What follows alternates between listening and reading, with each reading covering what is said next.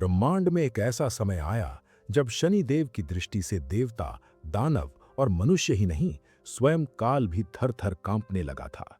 शनिदेव को अपनी शक्ति पर गर्व होने लगा। उन्हें लगा कि उनकी साढ़े साती से कोई नहीं बच सकता।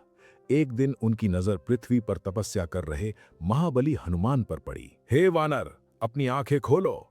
देखो, तुम्हारे सामने साक्षात शनि खड़ा है। तुम्हारी राशि में मेरा प्रवेश होने वाला है। आज से तुम्हारा बुरा समय शुरू होता है। प्रणाम शनिदेव।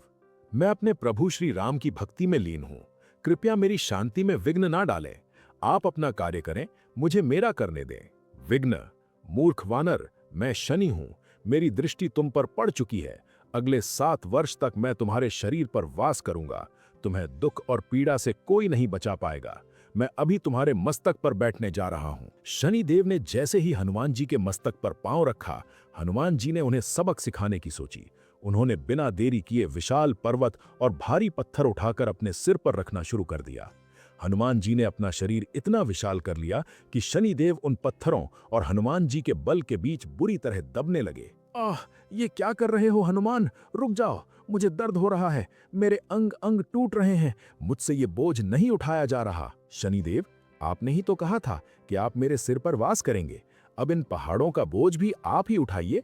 मैं तो बस अपने प्रभु का नाम जप रहा हूं। ये बोझ तो आपके अहंकार का है। शनिदेव की चीख से तीनों लोग कांप उठे।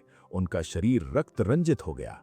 अंत में पीड़ा से तड़पते हुए शनिदेव ने हनुमान जी के चरण पकड़ लिए। क्षमा कीजिए महाबली, मुझे माफ कर दीजिए।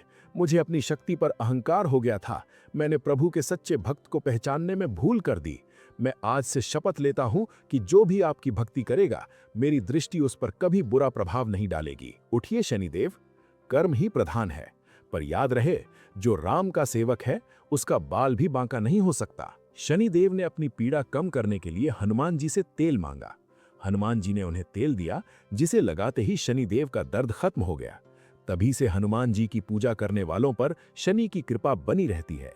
इसलिए कहा जाता है, भक्ति के सामने बड़ा से बड़ा अहंकार भी टिक नहीं सकता। बोलो बजरंग बली हनुमान की जय।